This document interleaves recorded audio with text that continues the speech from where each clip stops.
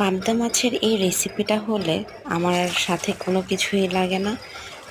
Just এই রেসিপিটা দিয়েই আমি 1 প্লেট ভাত খেয়ে নিতে পারি। তো আজকে এই পাবদা মাছের রেসিপি নিয়ে চলে এলাম। আসসালামু আলাইকুম এভরিওয়ান, কেমন আছেন সবাই? তো মাছগুলো আমি ভালো করে ভেজে নিচ্ছি। ভেজে নেওয়ার পরে এখানে হচ্ছে নর্মাল যেভাবে আমরা মাছ রান্না করি, তেলের মধ্যে পেঁয়াজ দিয়ে দিলাম, পেঁয়াজ মরিচ সব কিছু দিয়ে দিলাম। তার মধ্যে কিন্তু অল্প একটু আমি আদা রসুন বাটা দিয়ে দেবো, কিন্তু পেঁয়াজটা ভালো করে একটু ভেজে নিতে হবে যেন পেঁয়াজগুলো নরম নরম হয় ভাজতে ভাজতে। এরপর এখানে আদা রসুন বাটা অল্প অল্প করে দিয়ে দেব। দেওয়ার পরে সেটাকে আবার ভালো করে কষিয়ে নেব।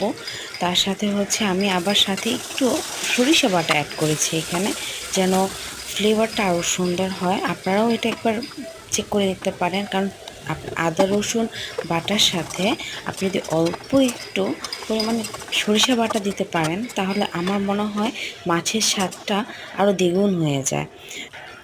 এই তো এখানে আমি হচ্ছে হলুদ মরিচটা আমি একটু অল্প পরিমাণেই দিয়েছিলাম।